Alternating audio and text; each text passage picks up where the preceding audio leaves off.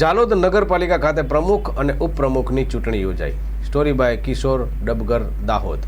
જાલોદ નગરપાલિકાની પ્રમુખ ઉપપ્રમુખ માટેની ચૂંટણી યોજાઈ હતી, જેમાં ભારતીય જનતા પાર્ટીના મેન્ડેટ તરીકે પ્રમુખ તરીકે શ્રીમતી રેખાબેન ટપુભાઈ વસૈયા, ઉપપ્રમુખ તરીકે શ્રીમતી ભાવનાબેન મુકેશભાઈ ડામોર અને કારોબારી ચેરમેન તરીકે ગિરેશકુમાર શંકરલાલભાઈ પંચાલની જાહેરાત આજે કરવામાં આવી.